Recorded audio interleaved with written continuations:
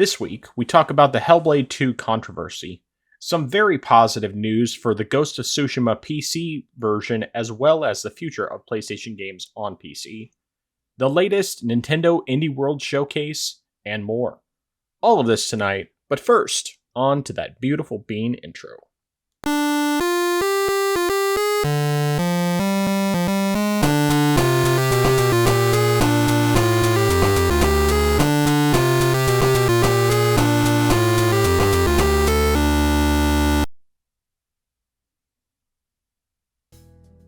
Welcome to the place where PC and console gaming talk combine.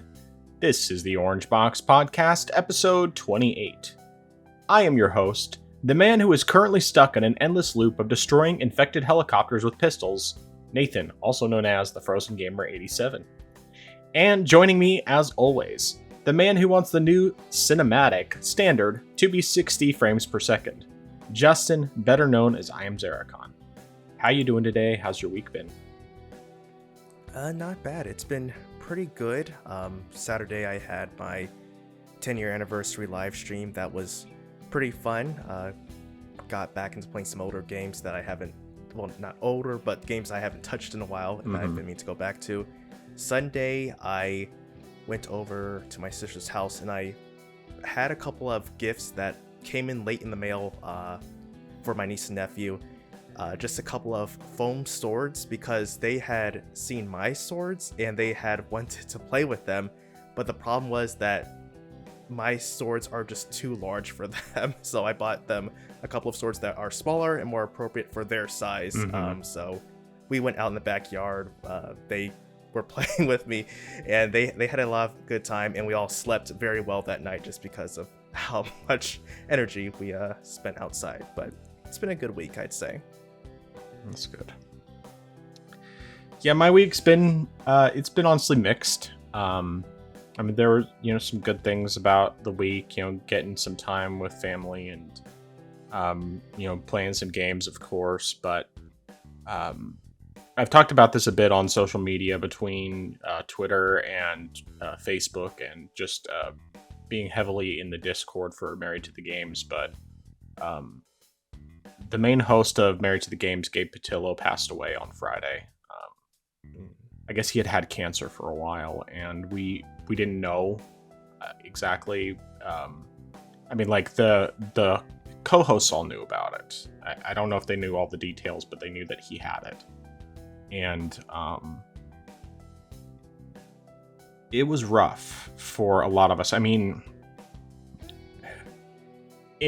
it's one of those mixed things, because he was a believer, so we have no doubt in our minds he's in heaven now and all of that. So it's very positive from that standpoint, and of course he's no longer suffering, which he was through the cancer. But this guy was he was such an example of what it means to be a Christian in terms of the way he lived his life. And I mean, that's not to say he was perfect by any stretch, but he was a great example of a person who loved people and was a great husband and father. And of course, he's extremely talented as a musician and voiceover artist. I mean, he was part of Toby Mac since its inception. I mean, he basically just finished up with that a couple months ago. I don't know if it was, I mean, at least what he said on the podcast was that the plan was basically, it was because he was making enough money off his voiceover gigs to where he could do that full time, and that had been his dream for years. But we don't know whether that was something that there was also because of his health issues that he was having, or if it was just, if those kind of popped up after. And I think it's definitely possible they popped up after, particularly because he had a scare a couple years ago thinking he might have pancreatic cancer, and it looked like it wasn't there. And but if it's anything like it was with my mom, the pancreatic cancer just kind of comes, I mean, when it hits, by the time you realize that you actually have it, it's too late. I'm not meaning to bring everything down, but really I want to say this because it definitely impacted me in a way a lot more than I expected it to. I think it was largely because it was unexpected. I mean, he had missed the past 4 episodes. He was there live at episode 600. He basically was the primary person who set everything up. But he was definitely sick at that point. I mean, I noticed he had lost a bunch of weight, and I thought that it was just he had made some lifestyle changes and that it was a positive thing. But looking back, it's like, yeah, that was a clear sign that he had cancer. And I didn't even think to ask him, if it was what it was, and I'm not sure if he would have necessarily been ready to share that information. So either way, it's both really sad and really, I mean, it's positive because he's in heaven now, and he had such a great testimony, and his family is surrounded by people who loved him and who are doing everything they can to take care of him. Someone put up a GoFundMe, and it's been a couple days since I last checked it, but they had raised over $150,000 the last I saw, and it's probably gone up since then, because that was just, most of that was by the time Monday rolled around, and the GoFundMe had gone up on Friday.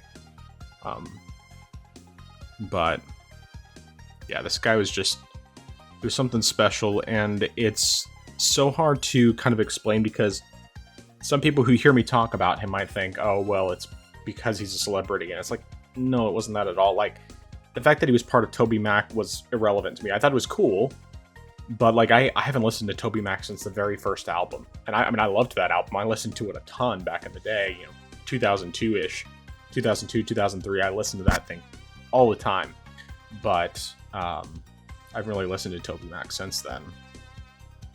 More just because I just didn't pick up any of the other albums, and I just never listened to more. But anyway, what it really was this podcast and the community that he and the other guys created. But he was always really the heart of it, because he was on the road all the time with touring with TobyMac. He would meet up with people from the community, and he'd get together with them, let them come backstage if they met him up at a Toby concert, or would go out for a meal with them if he had the opportunity.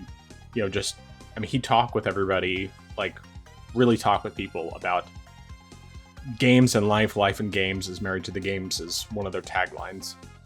And I think it's also just the fact that over the years that they did this podcast, because they started in 2012, they share their lives when they go through these things. And so we really got to know him and the other guys over the years, and it's just in such a different way. And then, of course, a lot of people have had a chance to meet him multiple times face to face. I've only had a chance to meet him twice face to face, but the first time I met him 10 years after I started listening, he knew exactly who I was the second he saw me. And it wasn't like with celebrities where they don't have a clue who you are, even if you're a fan or whatever. This is like just a real guy. And we talked about, especially raising kids in this world, the world we're currently in, and about our intention at the time to start homeschooling, which we ended up, of course, doing, and we've been doing ever since then. This was back in 2022. And he was just really encouraging, and of course, just the conversations I've had with him throughout the years were always good conversations. And sometimes he would challenge me on things that I didn't want to be challenged on necessarily. And back in the very early days when the Wii U was a thing, and I was very much a Nintendo fanboy, and I was like, I was writing them not exactly angry, but like the fanboy salty kind of emails. Well, it wasn't really salty either. It was more like, why are you picking on the Wii U? And I mean, Nintendo fanboy. And they wrote me back, and I think it was actually him who wrote me back. I probably could even find that old email just for the sake of that. But anyway, all that being said, it's just been kind of a roller coaster emotionally because of all that. I mean, there's peace and knowing where he is today. Something I just want to mention lastly before getting into the more the regular stuff, the positive things, is that there is a song that he did with Toby Mac, because he also did some of his own music separately. His artist name was Gabe Real. Did things like there's a song called Eye of the Storm, which he was a big part of, if you've ever heard that song, with Ryan Stevenson. And but one of the songs that he did with Toby Mac was him, Toby Mac, and then one other person. I can't remember her name. I want to say it's like Kristen something maybe, but it's called Rest, and it's basically like spoken word with a little bit of singing in it. The very last portion of it, where it's talking about, because it's all about finding your rest in God, and the very last portion of it is very clearly meant to be like talking about when you get to the point of the end of your life and when your life is over. And that part just happened to be the part that he recited, and talking about being at rest, that your soul's been saved from death. And it's just like, it hit super hard, because the guy had never even heard the song before, but someone posted it in the Discord after he died, and it's like, I think it's very much a providential thing that he happened to record that song years ago, and that this portion is talking about the end of it all, afterlife, and the peace and no more tears and everything, and realizing that is what he's experiencing now. And it's incredible. It's something that's comforting. It's like it hits hard when you know someone like that, and all that. And anyway, I'm gonna stop. I'm not trying to bring everything down, but I guess just one of the things I kind of want to bring out of all of this is, I'll leave it completely up to you how much you want to share about personal stuff, and I'm not expecting you to, but I want to be clear that I think something that we've kind of failed in is making sure that we have more positivity, because we definitely, like, we'll joke around and we'll rag on fanboys and things like that, and I don't think that's necessarily wrong, as long as we're doing it in jest and just all of that. But I want to be real, at least some of the time, because I just want to follow that example that I've been given, because it was certainly one of the reasons why I always wanted to do podcasting, was because I enjoy talking with people about these hobbies that we love, but also just trying to be real with each other and all that. And like I said, you don't have to share any of this on the podcast if you don't want to. I don't expect you to, and I'm not gonna go into every little detail here and there, but I still just want to be like, okay, we can still talk about life from time to time, whenever there's something serious going on or whatever, things that we want to talk about, because whether we have listeners or not, it's still helpful. And of course, we can completely keep the stuff private, and that's, there will be some things we share and some things we don't, but as long as we're being the people we really are on the podcast, that's really ultimately what I want us to be. And I think so far, there's no reason to say, I wouldn't say in any way, shape, or form that you've been anything less than the person that I've come to know you to be. And, I'm just me. I can't really be anybody else. I'm not good at that. So, I'm not that good of an actor. Anyway, getting off of that topic, because as much as I could keep talking about Gabe forever, other stuff, I was able to get some stuff recorded over the past several days. Since Monday I ended up taking off from work, I decided to try to be productive. That was just, another inspiration from Gabe. And so I got the gameplay for Devil May Cry recorded. I got 2 cooking videos done. Or rather, I got 2 more so I got 2 more recorded over the past few days.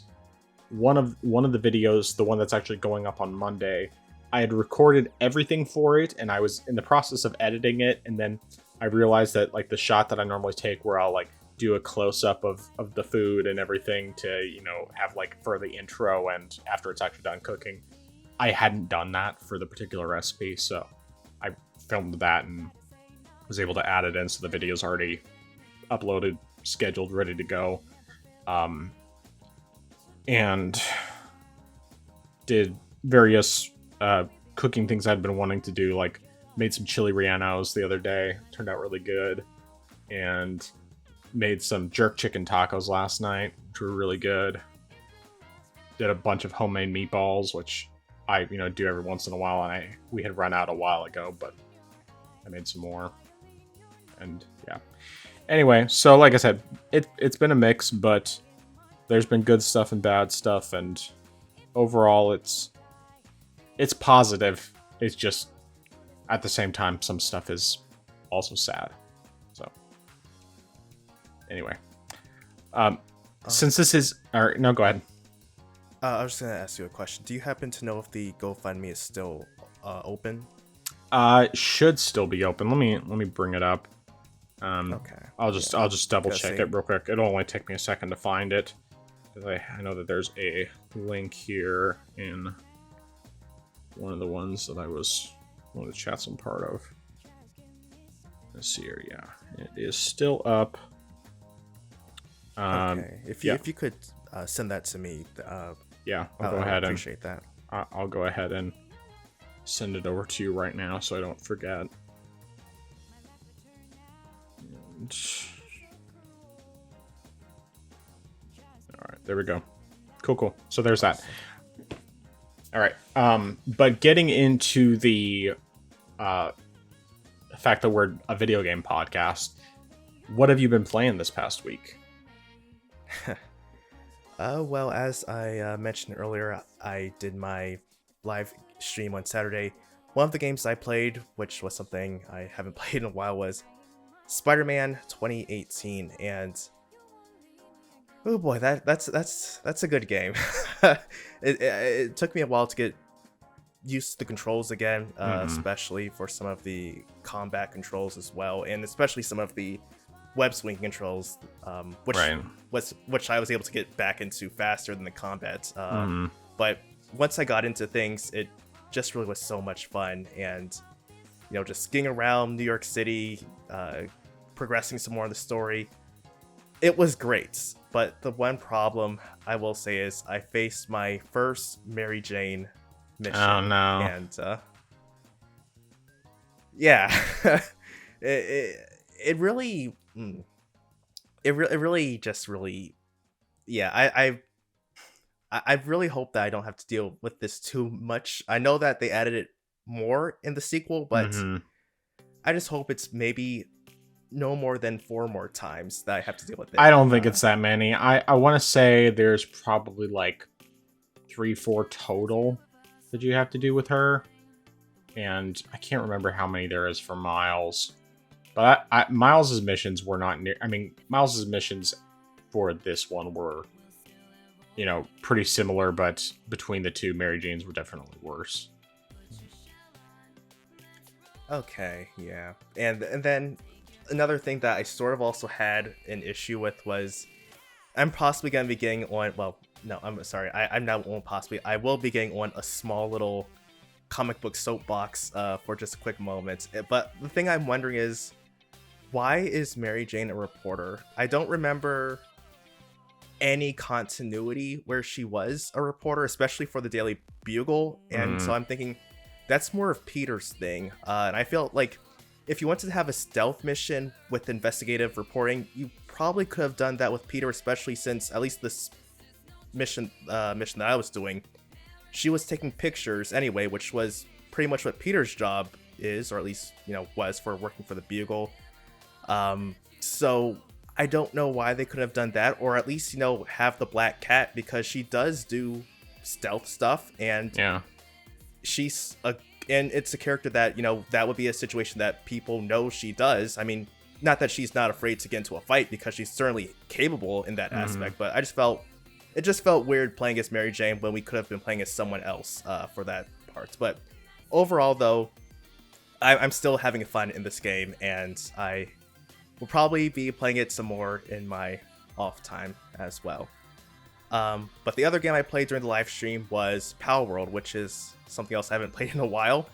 Got back into trying to handle some more of the arena fights, which, except for maybe one, they actually have been going better than I expected, especially since there was one fight that I had done before where there was a boss who was roughly around the same level as me, and he almost wiped my entire party out, including myself. But I went back again later on, and I thought, okay, I'll give it another shot, and it actually went a whole lot better. And I don't know if it's because my gear has improved or not, but it just went better. And so I even did a couple other arena fights that did well. That being said, I went to the second main boss fight, and yeah, she's just too tough right now. Mm-hmm. I will really need to actually get better gear and also definitely level up some more, because I was wiped out completely twice, and then the third time I was able to sort of stall, but unfortunately because of the timer, I actually lost that fight again. So I'll definitely need to get some better gear and level up before I want to try that again, but I am making some more progress in the game, and I think that I can definitely move forward. But as far as outside of the live stream, I played some Dracula's Legacy. This is actually a game that I originally played on the Wii U, and it's a point-and-click game. It's nothing extraordinary.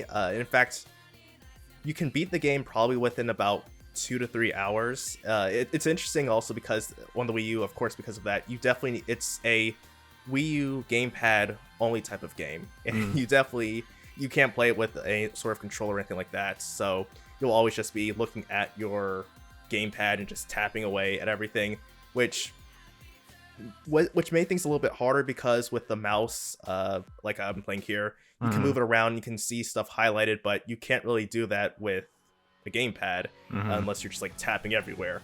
The game is pretty good. It's definitely good if you're someone who doesn't really play many point and click games, but there are a few puzzles that are just a bit aggravating, because I am not sure what I'm supposed to do. Yeah, I completed them, especially since I was trying to get the achievement, which requires you not to skip any puzzles.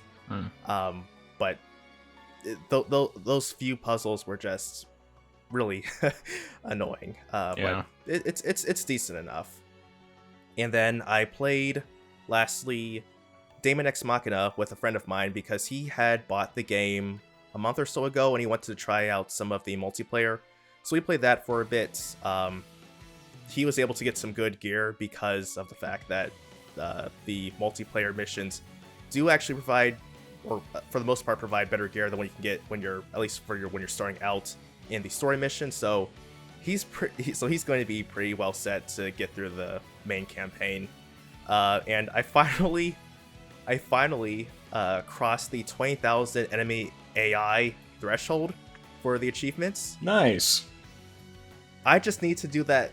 I just need to defeat 80,000 more before I get all the achievements. That's right. Yeah.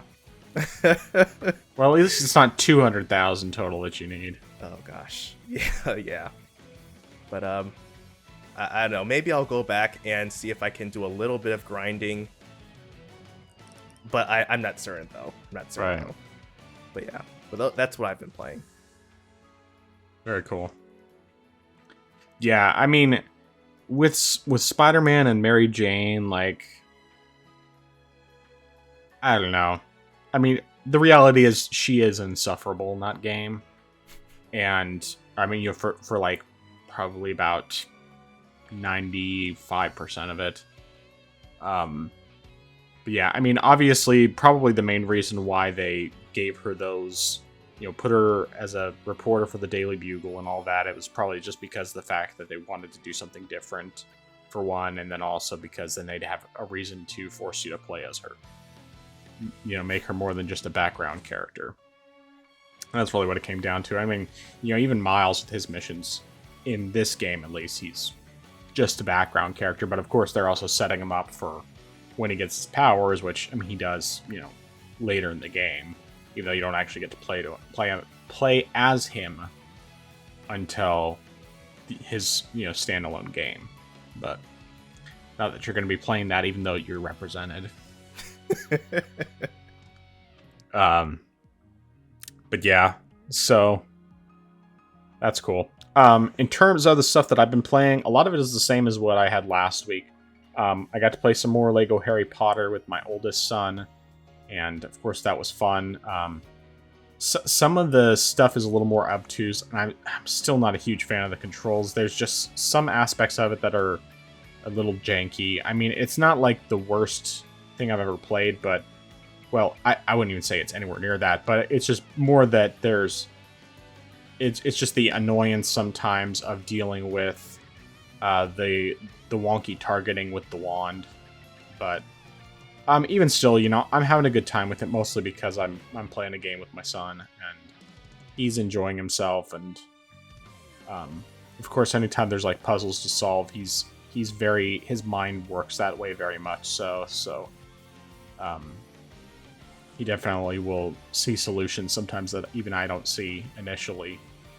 So that's always really cool. And then my other son, we played some more Lego Pirates of the Caribbean, and that also was pretty fun. I think I did come across like a puzzle or two where I was a little like, okay, I'm not sure what I'm supposed to do, and then eventually figured it out. But even still, excuse me.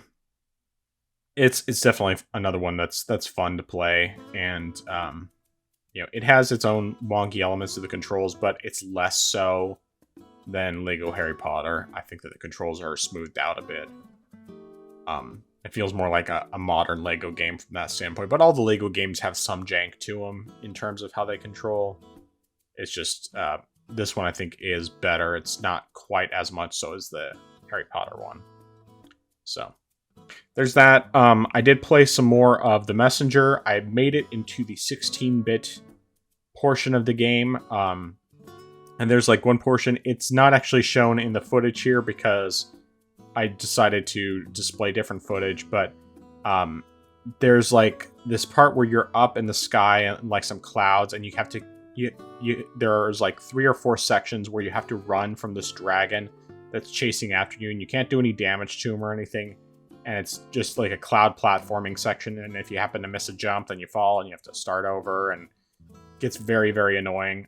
But the footage that at least is shown here is me actually fighting that dragon and killing him.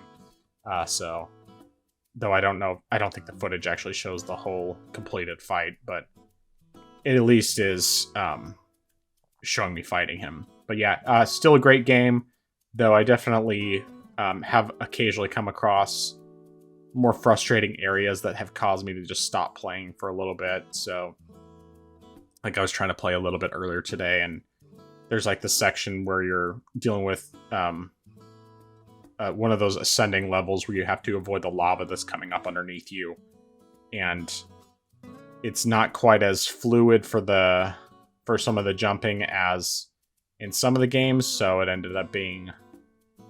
I ended up just kind of rage quitting earlier. Like, not that I'm not going back to it, but more just like, okay, I need to stop playing this for now. But then something else I've been playing I spent like some time playing it on Saturday was some Destiny 2. And so I was doing some of the new seasonal content that's free to all players right now, just because there's some guns tied to it that I would like to get. And also it was just kind of nice to play a bit and shoot stuff and listen to stuff. I think part of the time I spent listening to your live stream while you were doing that, and then some of it I was listening to other stuff, but still good stuff. Yeah, I'm enjoying it. I did not end up playing any Horizon Forbidden West this week, but not because I don't want to, just more because I was playing other stuff.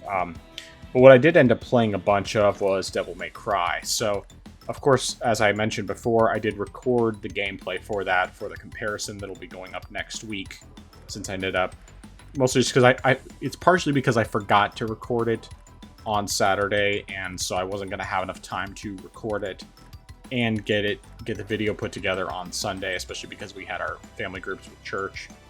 And then, of course, on top of that, the whole, Gabe passing away definitely just kind of took away some motivation to work on that stuff. But anyway, so I didn't put anything up this week, but I did record that for the comparison. And, one thing I didn't notice before, and I think I just never had the volume loud enough, and I'm not sure if this is... I don't think this is actually the case on the Switch version. It might only be on the PC version. But the audio in the pre-rendered PS2 cutscenes is terrible. Like, it crackles, and it's just really, really bad. And at first I thought, okay, well, maybe it's just a Steam Deck issue, because I occasionally have had crackling audio. But no, it's just an issue with these particular cutscenes, because when I... the rest of the time, like any of the in-engine cutscenes, all of the in-game audio, perfectly fine, smooth, clean, everything. But it's anytime it's those pre-rendered PS2 cutscenes that are, still the same resolution they were in 2001. Those were not upgraded to HD. Anytime I have one of those cutscenes, then it's always just absolutely horrendous audio. So there's that. But I did finish the game. I finished it up yesterday, and definitely enjoyed myself. Had a really good time with it. And despite the advice against it from people, I decided to start Devil May Cry 2. From both a friend of mine who's really into the series, shout out to Zach, and from just various people I've heard from over the years. Everyone says skip Devil May Cry 2 because it's terrible, and I'm sure that it's definitely I've seen a lot of the reasons why people consider it to be terrible. I would say it's probably, from what I've played so far, I definitely do not think that it is a game that is as good as the first one for sure. I think some aspects of the gameplay are improved, but then there's other aspects where it definitely feels more repetitive. And one of those things is, as I mentioned in my intro, fighting these helicopters where all you can do is shoot at them with your guns repeatedly. And that's the only way to kill them, because you can't get close enough to do anything else. And so it's slow. And I know that there's more of them as I go on throughout the game. And I think towards the end of the game, I have to fight 4 of them back to back. So it's just kind of slow and everything. But even still, visually, it's definitely a big improvement over the first game. And even though it's taking me some getting used to the differences in the controls, because you don't have to do quite as much in terms of just the button presses. Some of the button presses are different for doing some of the combos that I was really used to doing normally. I still think that overall, it does in many ways control better than the first one did. It's a bit smoother, even though the first one I really liked. And so, I'm planning to stick with it. It's not a super long game. You have I think it's 18 levels as Dante, who's the main guy, and then 13, well, that is missions, not levels. 13 missions as Lucia or Lucia, or however they pronounce her name. I haven't even heard her name spoken yet in the game.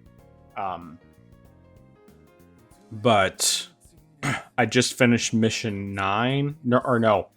I was getting started with mission 9, and I was trying to do some grinding in there, because that's supposed to be a good place to grind out the red orbs, which are the currency you use for upgrades and stuff. And there's not as many upgrades, I think, in this game as there was in the first game, but there's enough of them, and they're expensive enough to where I would like to just grind it out and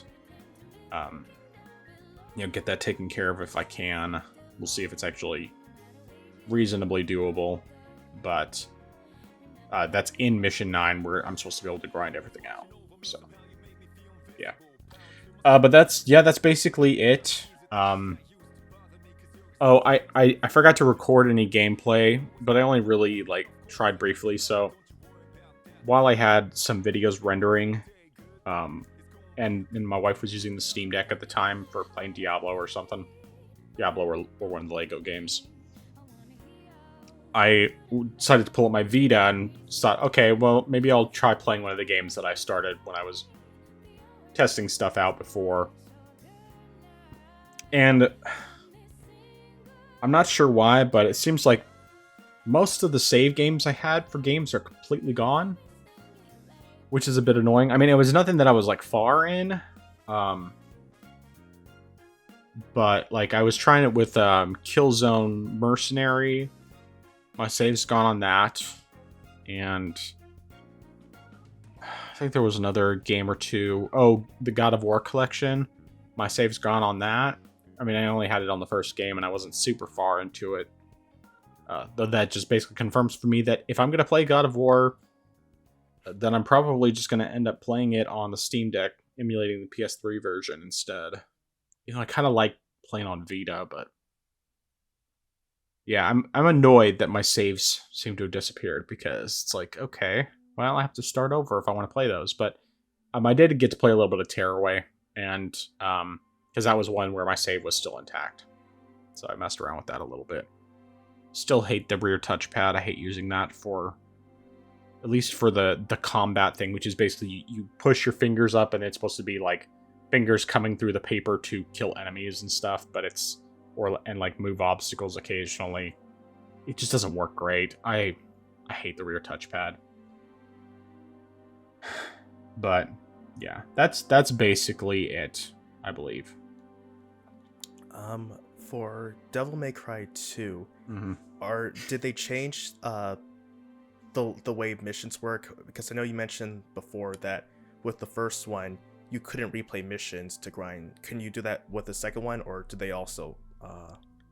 Yeah, no. I mean, as far as I can tell, 1 and 2 both do not have the option to replay missions, and so that's part of what I'm trying to figure out with Mission 9, because you're supposed to be able to grind out orbs by having a certain gun, and then there's like a really good farming spot, but the problem is that you don't actually get that gun until mission 11. So I'm not sure if the guide that I was looking at was basically assuming that you're playing on New Game Plus, which to me it's like, I don't want to do New Game Plus just to be able to grind that out. I'd rather be able to grind it out on my first playthrough.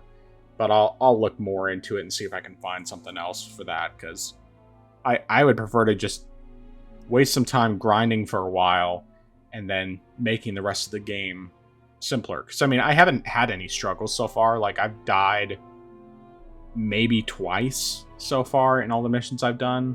I got comfortable enough with the controls and everything to where I haven't really had any issues. But more than anything, it's because I just want to upgrade my weapons and all of that. And it just takes a little too long to get the orbs otherwise. And so anything I can do to speed up that process, I want to do. But we'll see. Either way, I'll probably stick with it. I don't know if it's going to be the only thing I'm playing for a while. I mean, I've just been kind of jumping between different games, and I'll probably still be playing more Destiny next week, and still trying to make some more progress in the Messenger, and eventually I'll get back to Death Stranding. The problem is, it's like there's lots of games I want to play. Like, I really, really want to play them, but I also am limited on time, and so I have to pick something to play. And lately it's just been Devil May Cry, and I may just end up sticking with that for a little bit, because these games are not very long, and it's something that I've wanted to play for years, and now I'm getting into it. So yeah, anyway. Yeah, it's like the inverse problem that you have as a child, where right. You have plenty of time, but you don't have enough money for games. But then when you're an adult, you have the money for the games, but not enough time to play them. Right. And then, of course, what makes matters worse is because we're PC gamers, our games are so cheap most of the time. We can load up on hundreds of games. I mean, I think when you had your Steam library up, it said you had like 600 some odd games. I don't have anywhere near that. I have like I think last I checked it was like 276 or something in Steam. I mean, granted there are some games that I have that are not added to Steam, like some titles on EA and Ubisoft. And that would probably put me over the 300 mark, but so how many do I have altogether? So I gotta see if I can actually find. Actually, it probably would display better on my Steam Deck, but yeah. Oh, 292. So I have 292 in Steam, and some of those are like GOG titles and that sort of thing. There's a few Ubisoft ones in there as well, but yeah. So I definitely have over 300 games on PC. Plus the bunch otherwise, but it's like,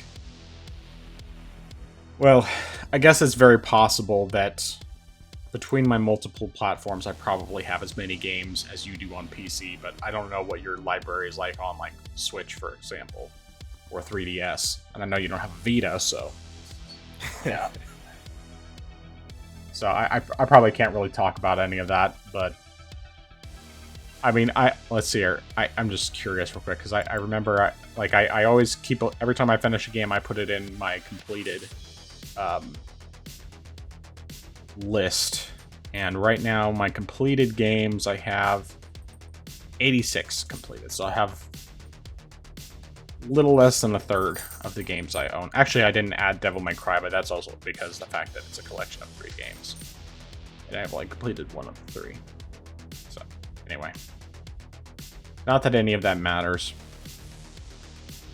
And there's enough of them that I got for free to where I just use that as my excuse, or games that I've completed on other platforms, which those are in the same category. So anyway. All right, anything else before we start getting into news? No, sir.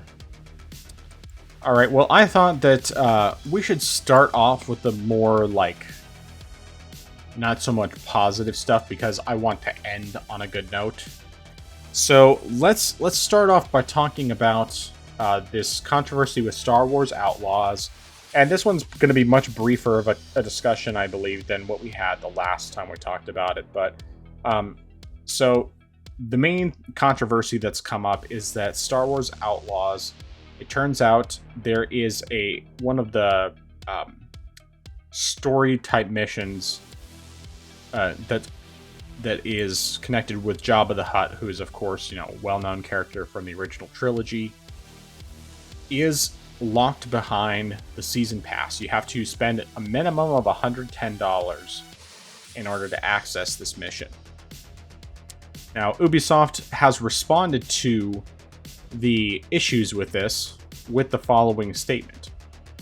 To clarify, Jabba the Hutt and the Hutt Cartel are one of the main syndicates in Star Wars Outlaws, and will be part of the experience for everyone who purchases the game regardless of edition. The Jabba's Gambit mission is an optional additional mission with the Hutt Cartel along Kate and Nix's journey across the Outer Rim. This mission will be available to those who purchase the Season Pass or an edition of the game which includes the Season Pass. So, before I start getting into my commentary on this, go ahead and hear your thoughts.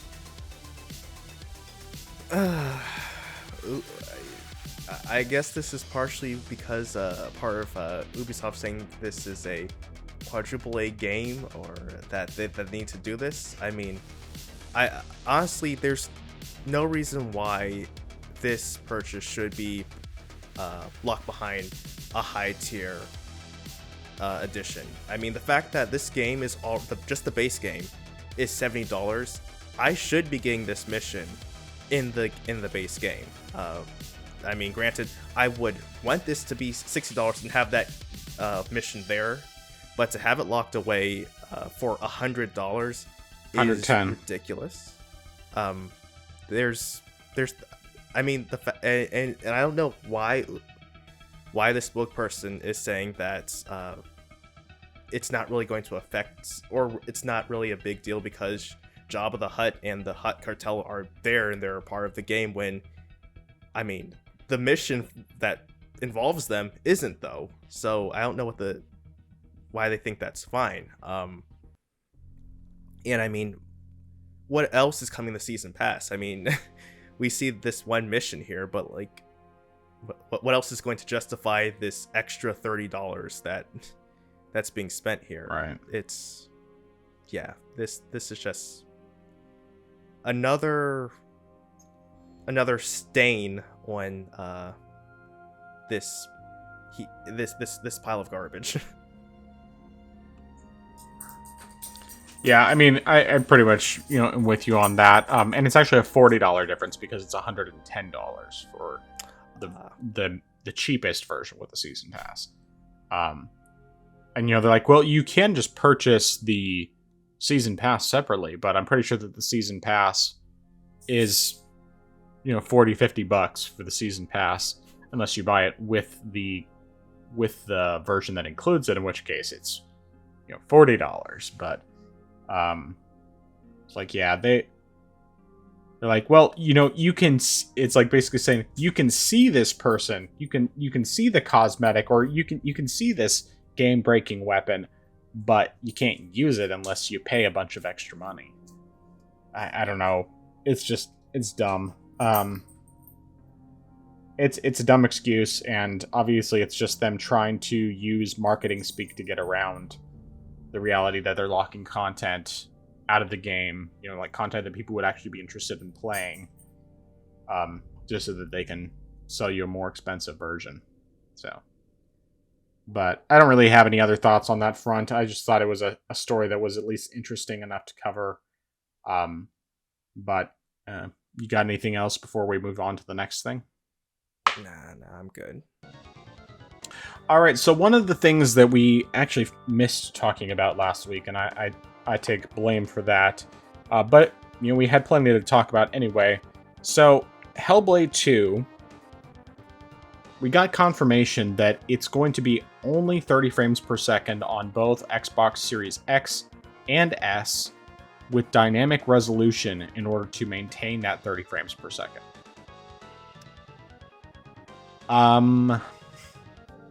So there's no 4K at all. And there's no performance mode on consoles. PC won't have the problem. PC is not locked to 30 frames per second. You can modify settings as you see fit in order to get 60 or whatever. This is, of course, running an Unreal Engine 5, whereas originally it was going to be an Unreal Engine 4, which is certainly a big part of why it has such performance issues. But yeah, 30 frames per second is the best you're going to get. Some people have theorized that it's because of the Series S, but it sounds like even the Series X is having problems with it because this game is just way too visually demanding, and it's using a visually demanding engine, like a resource-hungry engine, because Unreal 5...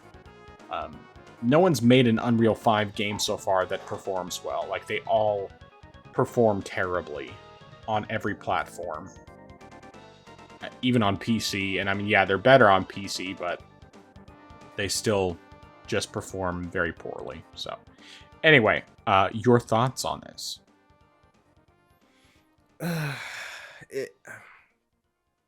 I understand that they're using Unreal Engine 5, but they really should have tried to get a performance mode, something that can really hit 60 FPS, especially since it's not even hitting 4K.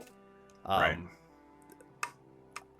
I could buy the idea that the Series S wouldn't be able to run the game at 60 FPS. I wouldn't like it, but I could buy that idea. But the Series X, that should have had a performance mode. People should be able to play this game at 60 FPS. And considering the fact, I don't know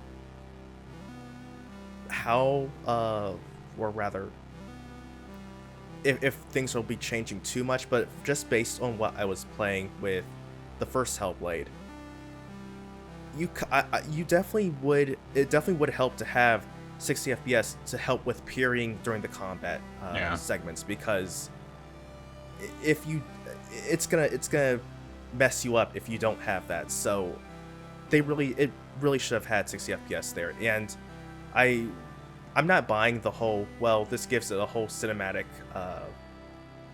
feeling and an approach to the game. And I feel that's just trying to cover up the fact that they couldn't hit 60 FPS. And it's, yeah, I do not like this at all. And I don't know if, well, I mean, maybe if they have a revision Xbox Series, whatever they call the next one, Xbox Series Z, I don't know. Maybe on that one they'll say, okay, we're going to give a performance mode patch to the game, so if you can play the game at 60 FPS if you want to. But I don't know. I feel like partially, again, this is something that we've talked about with, say, mainly with PlayStation games, but for this game, this is probably a situation where they focus too much on the visual aspects at the cost of performance. And I'm not saying that the game shouldn't, or that it's a bad thing that they went for the visuals, but I feel like they really that they focus so much on it that they sacrificed performance, or at least a performance mode, when they shouldn't have to. Because even if you wanted to have the fidelity mode where it is going to be 60 FPS, fine. But if for people who actually do want to have the performance, set it where you pull back the graphics. If you have to, I mean, it's running at it's dynamic resolution, but if you set it back and say, even if you say, I don't even know what it's supposed to be like in general, but if you just say cap it at 1080p, just to get at 60 FPS, do that, just so that way people can play the game. And granted, it's kind of crazy saying an Xbox Series X has to be capped at 1080p just to hit 60 FPS, but if you are if for the people who want that, though, offer that there, especially considering the fact that so many games have been put out for the Xbox and the PlayStation 5 where you have the option to play the game whether with the best graphics or you could have it with good performance. Like, I don't see why they couldn't have given that option here. But yeah, it's just sad. And I mean, I was looking up earlier just to see what the spec requirements for PC were, but unfortunately they don't seem to have that available yet, because I was thinking to myself, I'm not going to be running this, maxed out or anything like that on my hardware, on my current hardware, but I almost feel like I should be able to run this game at 60 FPS, even if I'm not playing at, maybe something around medium or a combination of mid to low settings here and there. I feel like I should be able to get this to run at 1080p 60 FPS, but it's sad that Xbox isn't doing this, but I don't know. Yeah, I've heard some different theories about why, or I mean, well, let me back up. People have pointed out that so far there have not been any of these new games that Xbox has put out, with probably the exception of like Forza, where they actually are running above 30 frames per second. Like, you actually get 30 frames per second by default. Now, yes, Redfall, they did add in a 60 frames mode later on after launch, but you have Hellblade, you have Starfield, Redfall initially, and all of them 30 frames per second by default. Now, what I will say in regards to that yes, Starfield is running in the Creation Engine, and the Creation Engine has its own issues. So from that standpoint, it's not entirely surprising, because they did push the Creation Engine quite a bit. And I mean, it's just not a well-optimized engine across the board. It's a very impressive what it can do, but it also is very buggy and also has just performance issues in general. So from that standpoint, I get it. Redfall, obviously it was just a matter of they needed to put more time into it in order to get it to be able to do 60, and now they have that option. Hellblade is one where I understand why it's only 30 frames per second, but the cinematic thing is obviously just marketing speak, because they're trying to give a positive spin on a bad reality. Now, of course, the game is visually unbelievable. I mean, it is the most realistic looking game I've ever seen, without question. Like, it puts Sony's games to shame, and Sony has some very great looking games, some very realistic looking games, but it definitely like blows all of them out of the water. The one thing that I can't seem to find confirmation on one way or the other is whether or not there's any sort of upscaling to get it to 4K so that it can do 4K technically. Of course, you know, if you believe certain console people, if it is upscaled to 4K, then it's 4K rather than, you know, having to actually render at 4K in order to be 4K. But I don't agree with that. If it's rendering at anything less than 4K, then it's not a 4K game. It's just not. But the reality is that the consoles are just not powerful enough to actually render games at 4K in general. And so that's most of the time all they're doing is upscaling.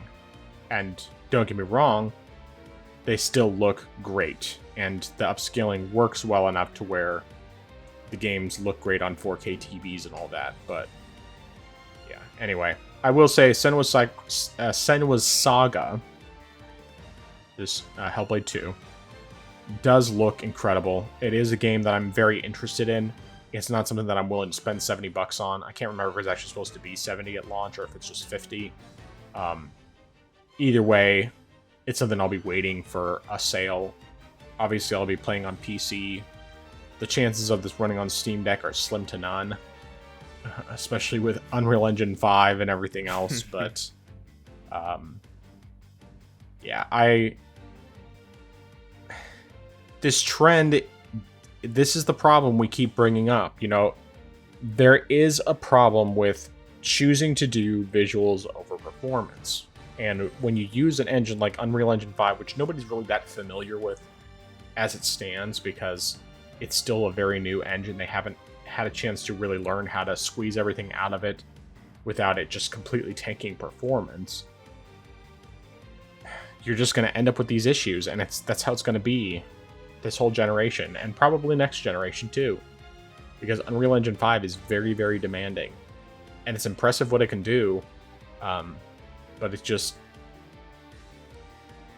can't do much. That's the one thing that I will say that Sony definitely has over Xbox is that they make good engines. Their studios make really good engines. I mean, you have Sucker Punch, who has their incredible engines that are really well optimized, which is why, as we'll be talking about later, Ghost of Tsushima is going to run on pretty much a potato for the most part, which is going to be great for us Steam Deck users.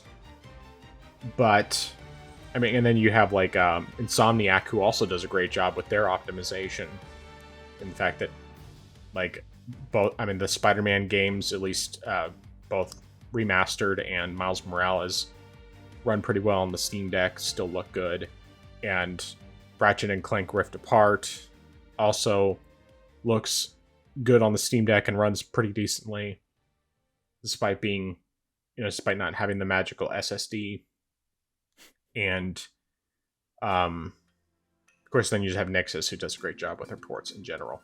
But yeah, we're gonna come across more of these issues, and I'm glad that at least Sony is really making the effort to try and put more of their games out with a performance mode.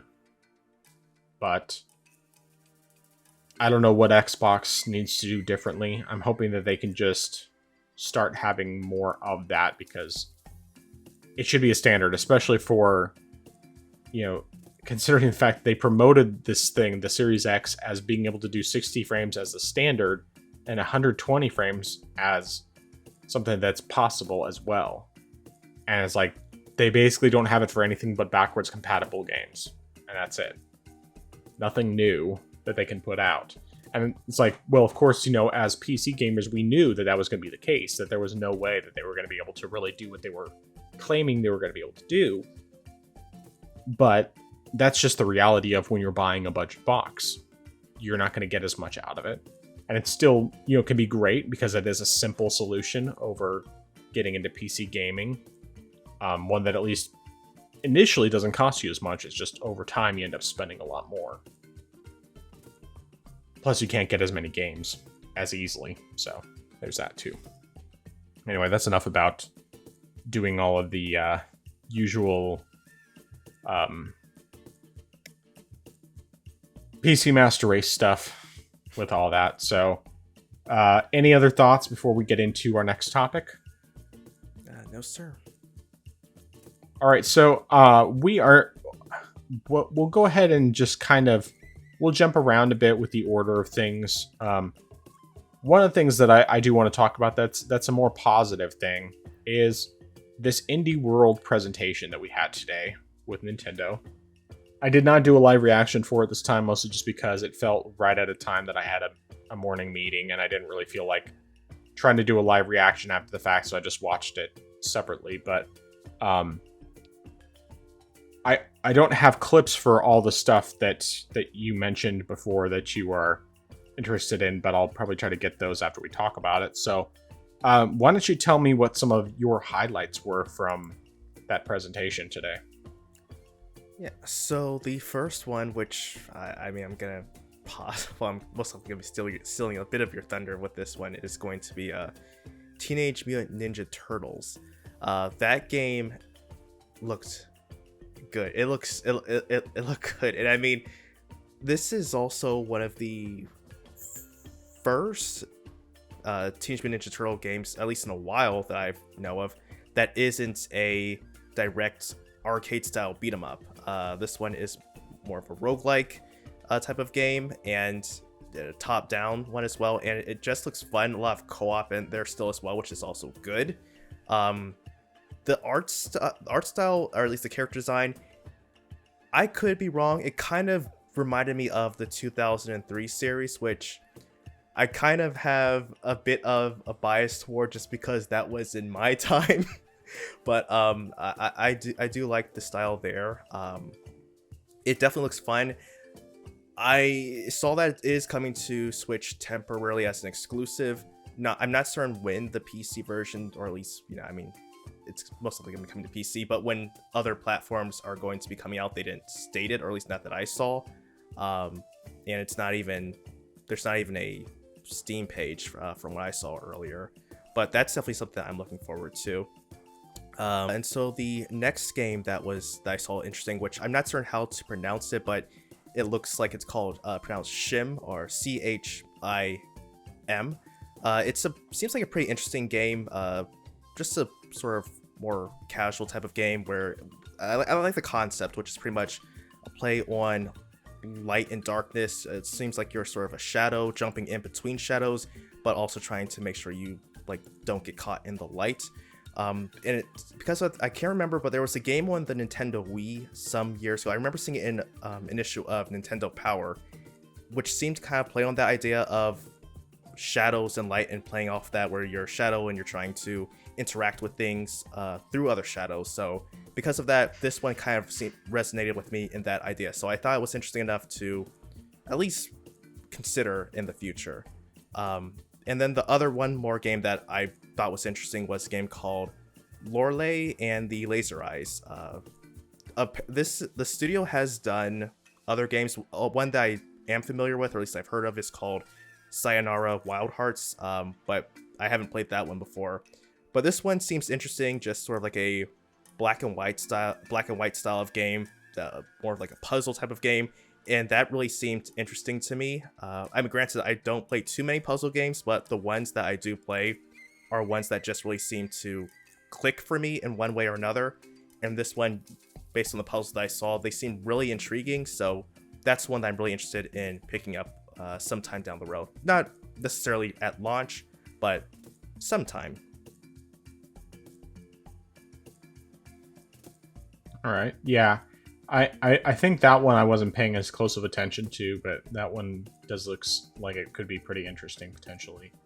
And there were a handful of games that were kind of interesting to me. I'm not going to have trailers for some of them, mostly because I will just be talking very briefly about them. One of those is SteamWorld Heist 2. I'm a big fan of Image and Form. However, I will say I don't really care about SteamWorld Heist. I didn't like the first game very much. Like it was good, but it's just not really my style of game. I'm not a huge fan of the turn-based strategy kind of thing. I like what Image and Form does though in general, so if they do a physical version down the line, I'll probably end up grabbing it just for the sake of the collection. I wish I'd gotten ones for SteamWorld Dig and well, I have SteamWorld Dig 2. The physical of that for Switch anyway. But yeah. But of course, like as you mentioned, the Teenage Mutant Ninja Turtles game looks fantastic. It's basically Teenage Mutant Ninja Turtles meets Hades. So it's definitely like I was a big Ninja Turtles fan as a kid, particularly the cartoon from the 80s and 90s. And so like, and of course I love the art style as well, you know, that something that matches more closely with like what you got from the original comics rather than the really, really cheesy stuff from the 80s cartoon. But yeah, the gameplay looks really fantastic, and of course it's multiplayer, which is great too. So that's pretty cool. Otherwise, there's this other game which I guess was announced a while ago, but this is the first time I saw it. It's Little Kitty Big City. It just it appealed to me because number one, I always enjoy exploration. Number two, it's another one of those jerk simulators where you get to be like, you get to be a cat and you get to like knock stuff over and trip people and just do crazy cat stuff. And then of course on top of that, the cat is a black cat, and I love black cats. I've had two of them. The one that I had before was named Sushi, and unfortunately he got sick, and so we had to put him down. But we have a current black cat named Avocado, spelled, you know, with CAT, so punny, haha. But I like to call him Avocado most of the time. But yeah, I'm a big sucker for black cats, and of course, on top of that, my kids would absolutely love watching this because they love cats, they love our cats, and of course, the fact that it looks like our cat makes it even more fun. But also, the trailer, at least in the Nintendo Direct, seemed like it was 60 frames per second. Now, of course, I could see it being a situation where Nintendo was not showing footage from the Switch version, and that this is actually the footage from like the PC version or something, but I also think that it probably would look better on PC, so I don't know, this could be Switch, and it didn't seem like there was enough going on in the world to where 60 frames would be difficult to pull off. So I'm interested in it. It is on it's going to be on all platforms coming out next month. I don't know that it'll necessarily be a day one purchase for me, but definitely something I'm curious about, and I'll probably check out at least during a Steam sale. But yeah, that's just about it. I mean, there was like another game called Bizzed that was like a 2D platformer that looked pretty cool. But there was just kind of like in a sizzle reel that they showed that one, and then I think that one might actually already be out on like PC and stuff. I have to look into it. But I dig 2D platformers, so. Oh, there was another game. I think it was shown in the Direct. I'm trying to remember what it was called. It was like something ninja, I want to say. Gosh, I can't remember the name of it, and I'm not seeing the trailer on the Nintendo page. Maybe I just saw it separately, but I'm almost positive it was in the Direct. And it was like a 2D platformer that had an art style very similar to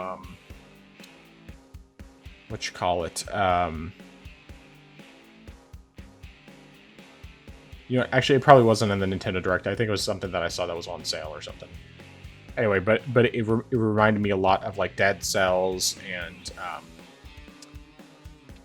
Hyper Light Drifter and Unsouled in terms of the art style.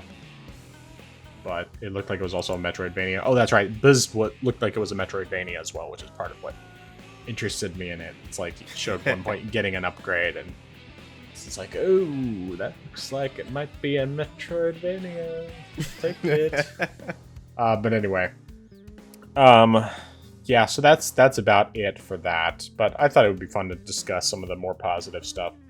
I think there was a couple other games that looked kind of interesting, but those are definitely the big ones. I mean, without question, the Ninja Turtles game is top of my list, and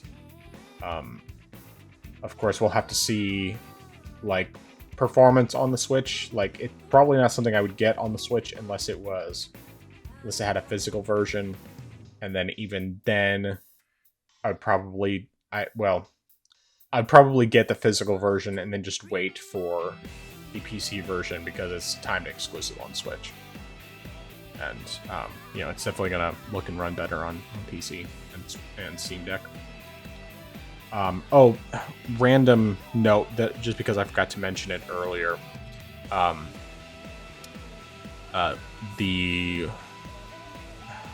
was it?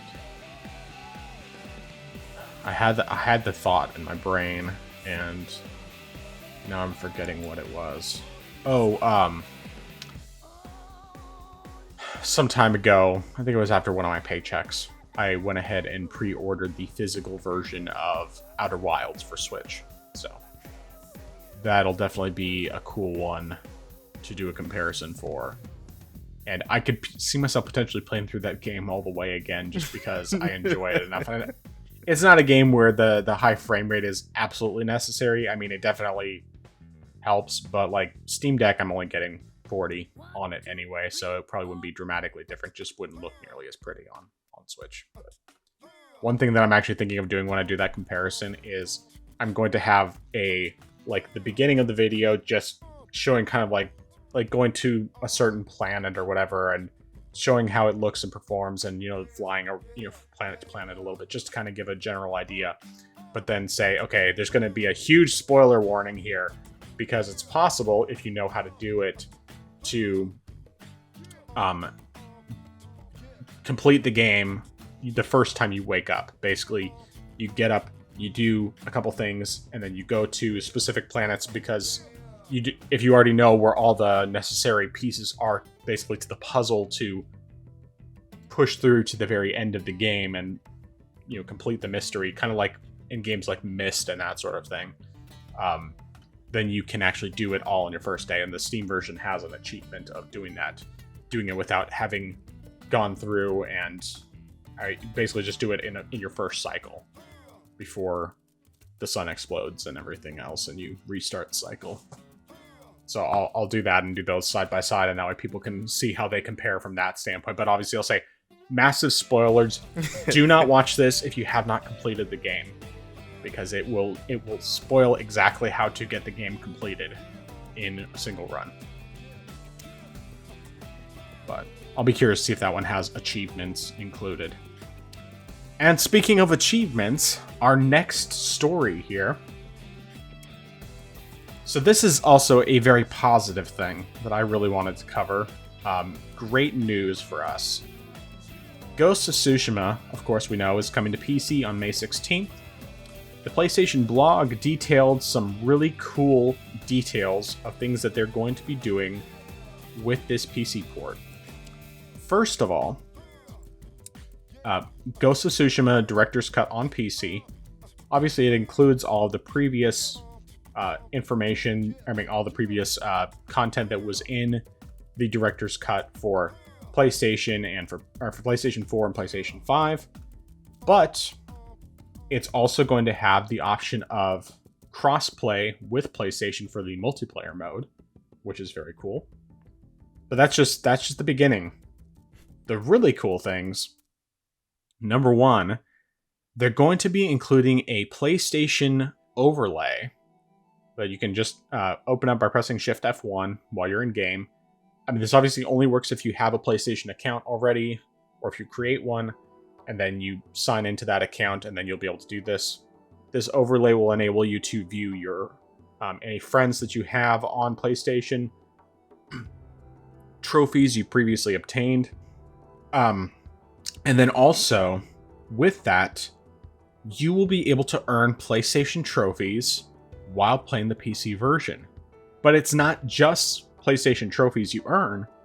You can also earn the in-game the achievements for both Steam and Epic Games Store, depending on which one you're logged into, at the same time. So basically, you can get both all achievements on the PC version and the Platinum Trophy on the PlayStation version, the PlayStation Platinum Trophy at the same time while playing the PC version, which is fantastic on so many levels. I am thrilled with this for so many reasons, and they did say that at least with the PlayStation 5 version, if you have the PlayStation 5 version, you have any previous achievement or any previous trophies on there, those can be imported over to your PC version. So basically, you'll be able to unlock the trophies upon booting up the game, as long as you connect it to your PlayStation account, which is very, very cool. They did not confirm whether or not it works with the PlayStation 4 version. They didn't say one way or the other. I'm hoping that it does, but there's no guarantees on that front. And yeah, so this is just one more way that they are doing this. And instead of doing the idea that they thought they might be doing, which would be a PlayStation launcher, they're just making it possible for people to earn trophies and to connect with their friends on PlayStation without having to have a PlayStation. And that is super cool. That is a huge step forward. I mean, Microsoft was already doing this with, you could earn Xbox achievements while playing on PC. But now PlayStation is going to do the same thing as well. Except, it's just, I don't know. Well, I guess there's not really any difference, but it's still very, very cool. Yeah, so anyway, there's also some more details, some more positive things with this version on PC is they've released their specs list, their recommended required specs for various settings, and they actually have 4 different presets, very low, medium, high, and very high, and they've aimed to make it playable even on older hardware. So from what they show here, I'm not going to go over all the specific details, but basically the very low setting, which is 720p at 30 frames per second, which is roughly what it was on PlayStation 4, might have been 1080p on PS4. I'm not positive on that front. But the requirements are below that of the Steam Deck, which means that the Steam Deck should be able to do at least that well, potentially even better. Potentially you could get 40 frames per second, which to me would be ideal because that feels so much better than 30, and it's, for a handheld, that's great. Especially because I played this game on PS4, and that fan was running super hot, super loud all the time, and I loved the game, but if I can get even a little bit better frame rate without too much sacrifice, that'd be great. Especially since Horizon Forbidden West is, of course, the PS5 version, or a port of the PS5 version, so it doesn't perform well on the Steam Deck. And they ended up just marking it as unsupported, which makes perfect sense. So, anyway, I think that's all the main details. So, apart from the stuff we previously covered when we talked about the port. So, what are your thoughts? Yeah, this definitely was a surprise to hear that they implemented the trophy system, and I think it's great, especially for people who bought the game originally on the PlayStation 5, or maybe even on it won't really impact you if you play on the PlayStation 4, but if you bought it on the PlayStation 5 and said, well, I want to get it on PC now, because that's probably, if you're someone who said, well, I want to play it on PC, but they didn't have it originally, but now they have it there. For someone who did it, and especially if they got all the trophies, now that they can actually have their trophies transferred over, that's great. And, I mean, it even makes me wonder, would they consider doing this in retrospect with their other PlayStation games? Like, that's something you mentioned before, where you wish you could transfer your trophies over to PC. If they did that, that would be great for people who bought the games originally on PlayStation, especially if they didn't necessarily want to have to replay or go through all the other challenges just to get 100% again. So that's something I would like to see them do. I hope they will do it in the future, but I think this is definitely a great first step. And even though it doesn't seem that way, I am still a bit curious if they would still be considering making a PlayStation launcher. I mean, I don't think that even if they did, they would necessarily abandon, say, Steam or Epic Games, but I wonder if that's something that they at least would be considering as an alternative to having the Steam and Epic Game stores. But it's definitely great. I also like the fact that there is crossplay available as well. Like, I think that's definitely good. I have a buddy who is on PS4. He's getting a little bit to PC because of his Steam Deck, but he is a PlayStation gamer. So I think that I could talk to him and we could possibly, do some co-op stuff together, and I think that's great in that aspect. And there's one more thing that I thought would be that I wanted to mention as well that I thought was pretty cool.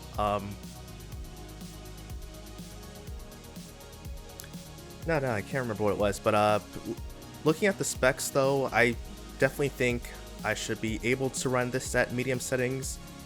Maybe I'll have to tinker around a bit just to make sure that it hits 60, but I think that I should be fine on the aspect. So definitely seems like a good solid port here. Like, is Nixus doing this one as well? Yes.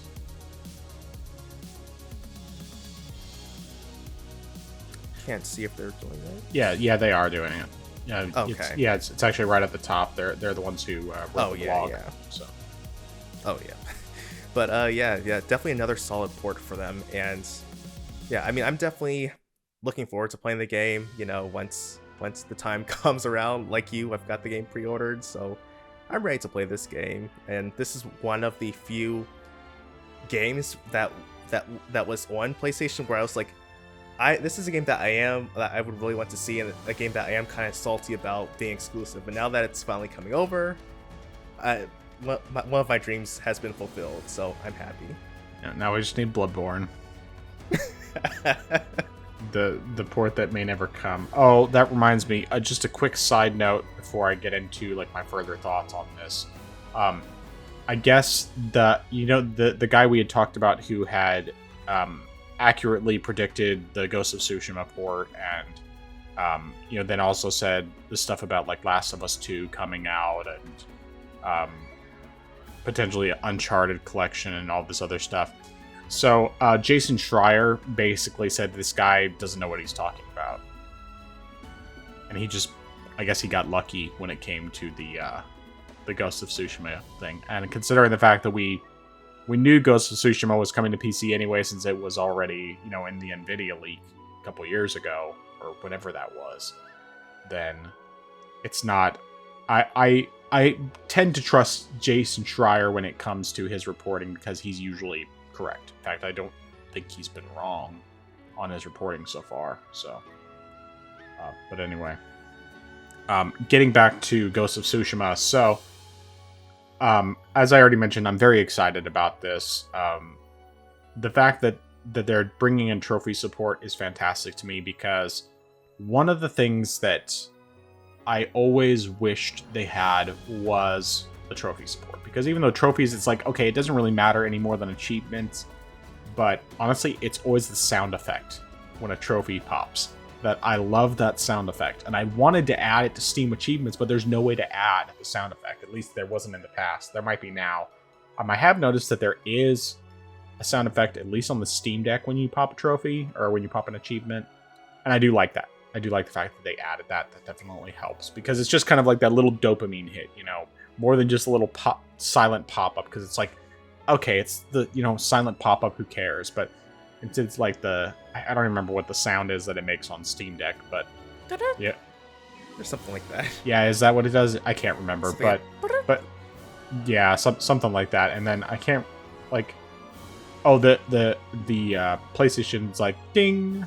It's something a little different, but it's I love the sound effect. And of course, on top of that, it's like, with these games that I really love, like Ghost of Tsushima, God of War, Horizon, and that sort of thing, I really want to be able, I would love to actually be able to display the platinum that I achieved on PC on PlayStation as well. Now, from what they're saying here, there doesn't seem to be any indication that the PS4 trophies would transfer over, which is unfortunate. Mostly just because it's like, I would really like to be able to, if I'm going to play through the game on lethal difficulty, I want to make sure that, I would prefer, if at all possible, to be able to just do New Game Plus on that higher difficulty, because then I'd already have all my upgrades, all my skill tree filled out, my better armor and weapons and everything else. But I don't know that that's necessarily going to happen. I still don't know whether or not the save transfer is going to work very well. I haven't really been able to test it out yet. So there's that. But either way, I'm just really happy that they're doing this. This is a great step forward to further make the PC the definitive place to play these games. And, of course, right now, PlayStation still has lots of games that are currently exclusive. Plenty of games I'd be interested in grabbing on PC, whether I've played them before or not. And, of course, we'll see if there ends up being any further announcements of games coming. Hopefully, that rumor for Gravity Rush 2 ends up being accurate, which I think, and that one wasn't coming from that same guy that was basically debunked. So I still think there's a good chance of that. And plus also, they are working on the movie, so it would make sense for them to re-release that game at minimum, if not that with the first game as well, which would be fantastic if they did both. But yeah, I think this is a really good thing. I'm glad that they're going to have cross-play for the online mode. I don't know how many people are going to be that interested in jumping into the online this late who are still on PlayStation, but, I'll definitely reach some feelers out and see if anybody would be interested in playing that. If not, I'm sure that I could probably find people to play with on PC in general. And there might even be matchmaking. I don't know if there's matchmaking, like you can pair up with random people. I don't mind doing that necessarily, as long as there's I'm not dealing with like really toxic people. But if it's anything like Destiny's matchmaking tends to be for most activities, then it probably would just be fun, even if you're not talking. So that's going to be very cool. And I guess I should also say I'm really glad that this should easily run on the Steam Deck, because that's a big deal to me, being able to play this game on a portable. But also the requirements are completely reasonable, and I think that there's a very good chance I could probably run this at 1080p 120 frames per second, because my PC is above the recommended specs for 1440p 60, or well, it is for some aspects. Technically, my 2080 Ti, I don't know, I think it is technically better than a 3070. Has more video RAM and everything, but I'm not 100% positive on that front. Because I think the 3070 is like 8 gigs of video RAM probably, and mine's 12. But once again, I don't always fully understand that, so I'm not positive on that front. I have 4 times the memory that I need for, because it's 16 gigs is what you need for 1440p or 4K 60, and I have 64 gigs of RAM. Extreme overkill. And then my processor. I don't know the specs of the i5 11400 versus my i9 9900K, so I'm not positive on that whether or not there's as much of a difference. But either way, I think that it does look like 1080p 60 is at minimum doable with my current rig. More likely than not, I'd probably be able to get above 60, potentially 120. And we'll just have to wait and see. I'll do some testing when I actually get the game and get a chance to play it next month. After my anniversary, of course. So, yeah. Very, very cool stuff. Any other thoughts on that? No, sir. Just some good stuff coming. Yes, sir. All right. So, in terms of other stories here, I think that really I just want to cover this last thing, which is unfortunately not real positive, but could potentially be positive for PC. So, Final Fantasy VII Rebirth, we've talked in the past about potentially the sales have not been quite as good as what Square was hoping for. But, and of course they haven't actually released anything officially, but an industry insider has said basically, this is Daniel Ahmad on Twitter, has said that that Rebirth is selling about half of what Remake sold in the same time frame, and will probably have a weaker tail prior to any PlayStation Plus like release. And this is probably not considering PC version, the inevitable PC version. This is just talking about just being on PS5. I will say that there are plenty of good reasons why this could potentially just naturally not sell as many. One of those big things being the fact that Remake came out during the pandemic, and so a lot more people were spending a lot more time at home. But also because the PS4 had a much larger install base, and then also because of the fact that not everyone who played Remake actually liked it. Especially people who were really not happy with the way the story went, which is understandable. So there's definitely a difference in circumstances compared to one versus the other, but we also could say more of an obvious thing is if they just did it multi-platform, it would have sold a whole lot better. Or, you know, if they at the minimum had released it on PC, it would have sold significantly better. I know I would have bought it day one without question if it came to PC at the same time, but we also know that the exclusivity window is minimum of 3 months. So up until end of May, which is really not that far away, about a month and a half from now. But I also am expecting that it's probably going to end up being Epic Games exclusive when it comes out. Hopefully not, but even if it does, it'll probably be like a 6-month period, at least, like it was with Remake. And I'll just say right now that if it's Epic Games exclusive, I'll just wait, because I don't have a problem waiting for that. Like, I want to play it, but I have so many other games right now that I am currently playing that I want to play, and stuff that I've had to put on hold because of everything else that I've gotten into, and it's just there's too many amazing games out there that already exist, and I know this game's going to be worth it, but I also would much rather wait until it comes to Steam, and then I can just buy it. I can play it on my PC at minimum, hopefully also my Steam Deck, but we'll see. It might not play that well on there, and if it doesn't, you know, it is what it is. But anyway, your thoughts? Yeah, I think that most of this probably has to do with the fact that it's only, or at least a good chunk of this is the fact that it's only on the PS5. At least with the Remake, that one was also on PS4. But considering that this is only on PS5, that's going to cut into sales dramatically. Granted, you know, probably during that time also there was the shortage on PS5, so more people most likely have the chance and opportunity to buy a PS5. Not that people necessarily have, you know, everyone who wanted one has probably gotten one at this point, but it's still, going to be a big drastic difference between having a large number of PS4 players and just in the mix with the PS5 players now just having PS5 only.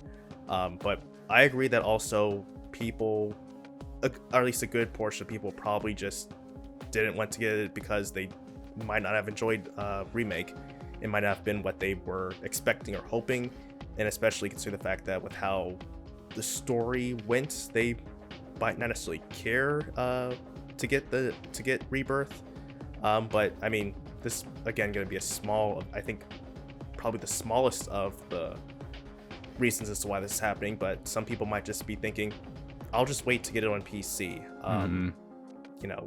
Especially consider the fact that initially they probably weren't expecting it to come to PC, but then seeing as how Remake did come to PC, they're thinking, well, we can wait for it to come over, even if it's just a little bit longer, that's fine, and then when it comes to PC, we'll get it then. But I still think that's probably the smallest percentage of the whole reasons why the numbers are dropping. I think mainly though, it's just the fact that before it was on PS5 and PS4, now it's just on PS5.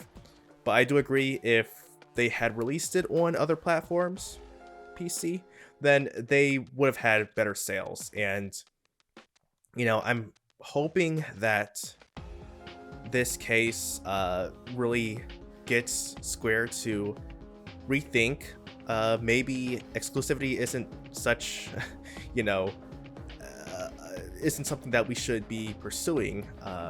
Even if Sony is giving us that exclusivity money, maybe it's not worth it, just because, or at least not in the long run, because if I think that for the most part it's the initial sales that matter to them the most. And if the initial sales aren't really meeting their expectations, then that's going to say a lot to them. Because sure, they can always say, well, we'll just port it later or to other platforms, but they might think, well, maybe we shouldn't have done that. Maybe we should have brought them to other platforms a little bit sooner, or maybe do it day and date. But this situation definitely is going to be something for Square to think about, especially since this is a flagship title. Right, for sure.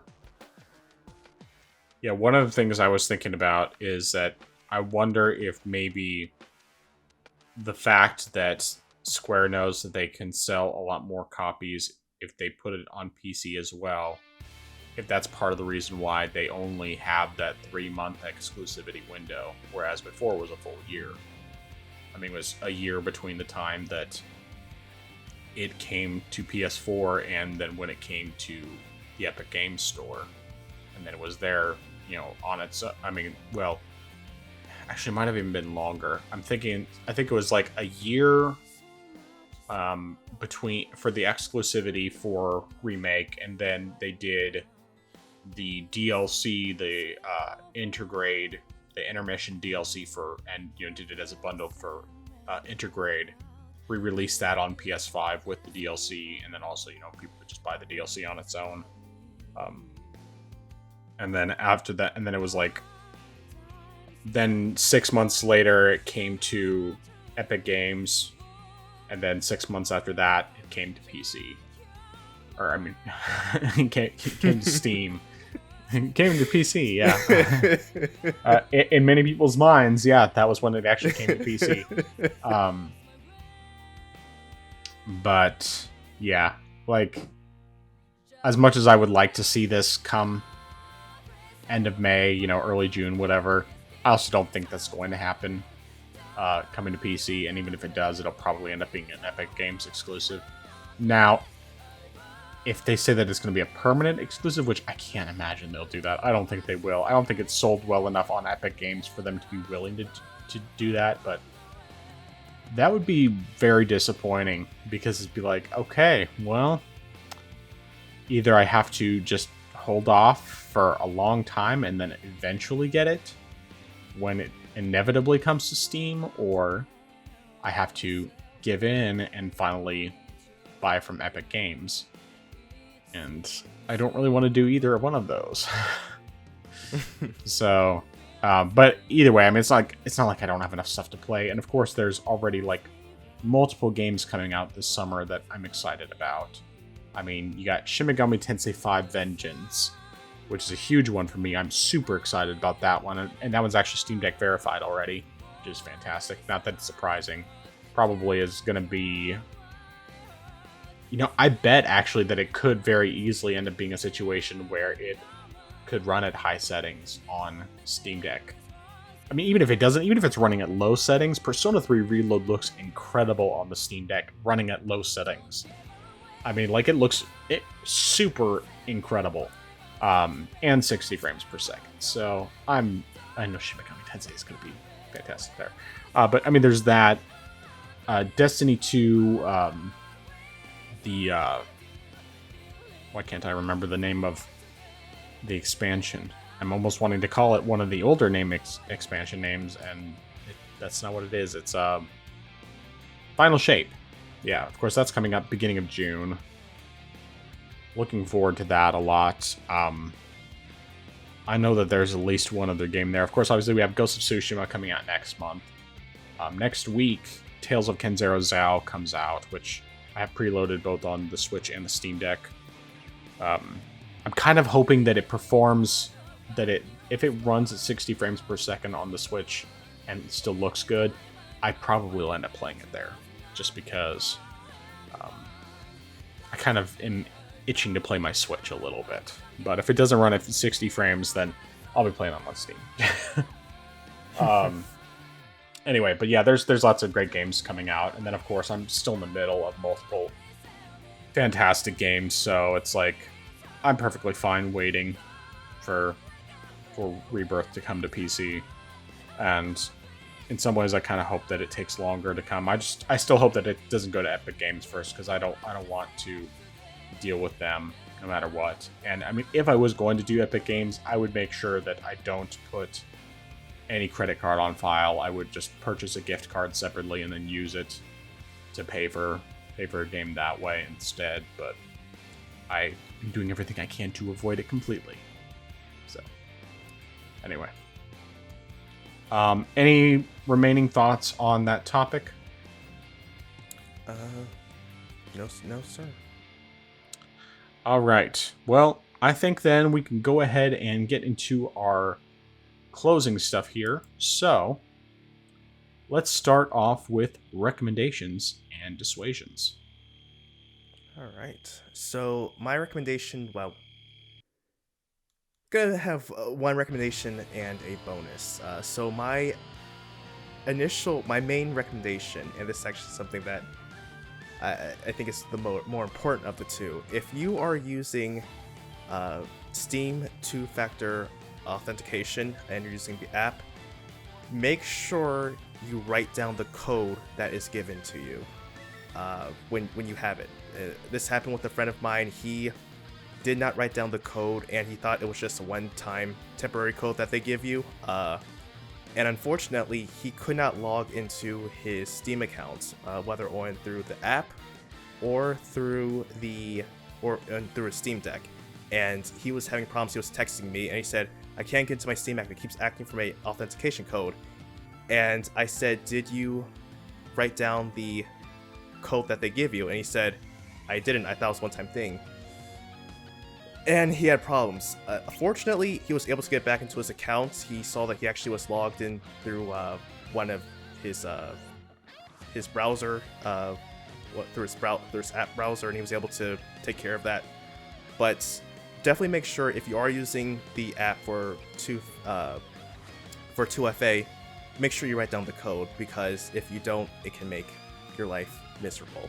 But the bonus one that is a better situation, a better problem to have, is if you, and sort of the inverse of what I recommended last week, if you are having problems with using a controller in Steam and you feel like you shouldn't have any problems with it, make sure you go to the Steam overlay and make sure that you have it selected, because that was a problem I had with my DualSense controller.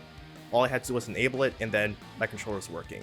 And you'll save yourself some time instead of kicking yourself in the butt. So make sure you do that. All right, good stuff. All right, well, my recommendation is going to go, it's kind of similar along the lines of what I recommended last week, which was Devil May Cry. And that is, if there is an old game series that you missed playing, something that you looked at years ago and that you were interested in, but you just never got around to it, and now you're like, I don't have the console that I need or whatever.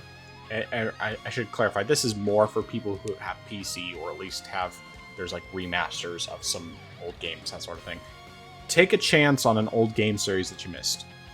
I find that, the great thing about coming to these games late, as long as you go into it with the right mentality, recognizing this is not going to feel modern necessarily, especially if it's, something from PS1, PS2 era, whatever. But take a chance on these things, because you may end up finding that you really love it, and it can really be worth your time. I mean, like, I did that with Metal Gear Solid. I played the game like 20 some odd years late. I started the series, and I ended up loving it so much that I played through almost all of the games last year.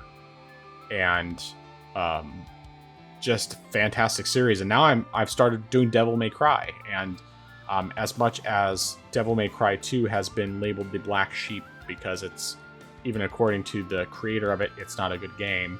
I'm still like, I want to play it. I want to play all of them, and I got all of them, like 6 months ago or whatever. And so I can play through all of them. All of them perform well on Steam Deck, which is fantastic. And so it's like I can play every single one of them in handheld. And then, if I want to, I can switch over to PC. Although, for some reason, there doesn't seem to be Steam Cloud for the HD collection, which is annoying. So I can only play it on the Steam without going through the hassle of finding the save and transferring it over. But it's like, okay, whatever. It's not a huge deal. It's easy enough to play on Steam Deck. If I want to record on my monitor, I can dock my Steam Deck and record that way. But yeah, anyway, point is, take a chance on an old game series that you missed. Find some cheap copies. Don't ever spend full price on an old game unless that's just literally the only way you can get it. If you can't give money to the developer, don't give the money to a scalper. Just emulate it. Even if you're not someone who typically likes to do that, emulators are usually really easy to set up, and a lot of times it's worth it. And if a lot of these games have actually been, ported in HD versions to current consoles and that sort of thing anyway, so, it's like Devil May Cry. I can play the first 3 games on Switch. I can play all of them on Steam Deck or, on PC, and I'm very happy with both of those facts. So that's my recommendation. Nice. Dissuasion. Or did you have anything else before Dissuasion? Oh, no. Okay. No. All right. My dissuasion: do not be lazy if you are cooking meats and just toss it on the stove. That's something that I sort of learned the hard way. I was cooking some chicken breasts. I should have pounded them out a bit, but I didn't, and it really took a long time to cook them on the stove. So yeah, that's my dissuasion. Do not be lazy. Pound the meat out if you need to, especially if it's really thick pieces of meat, whether it's like, I guess, some pork or some, especially with chicken, I'd say.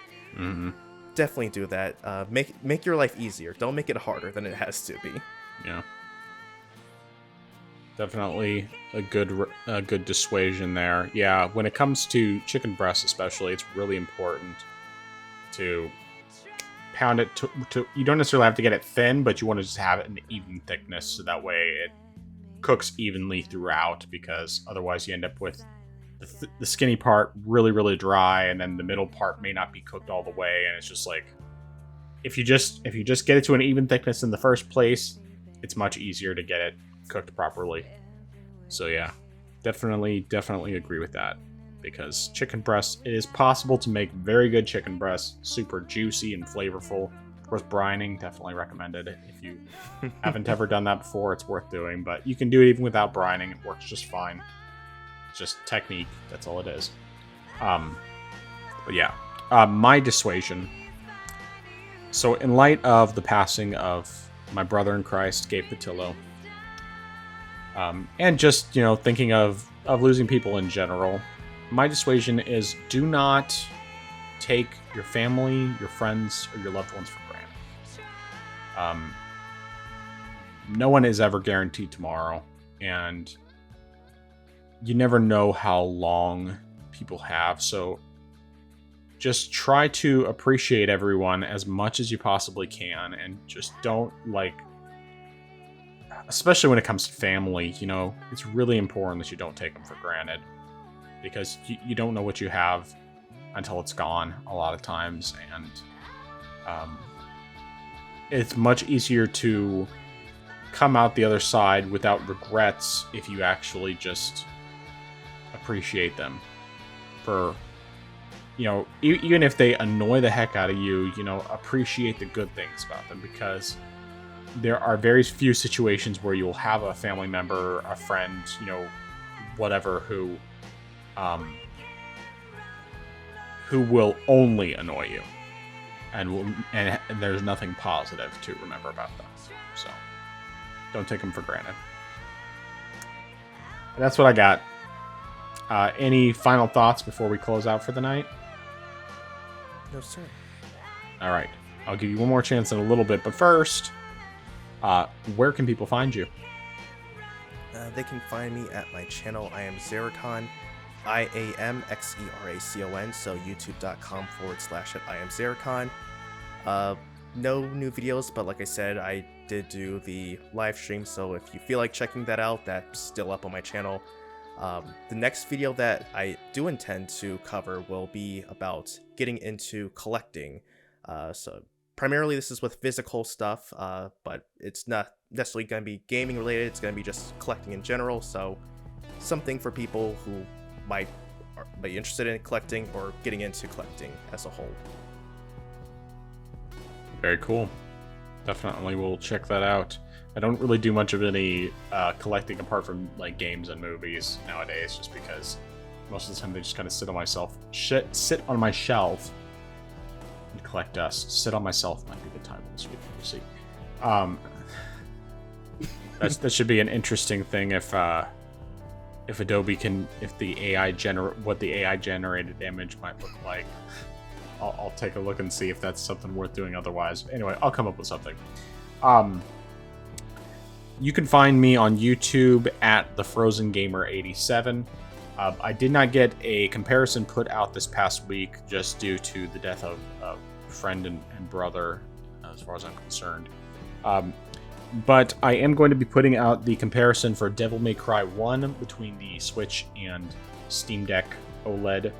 I probably won't be able to do 2 and 3 for a while, just because I don't have 2 and 3 on Switch and they're not on sale.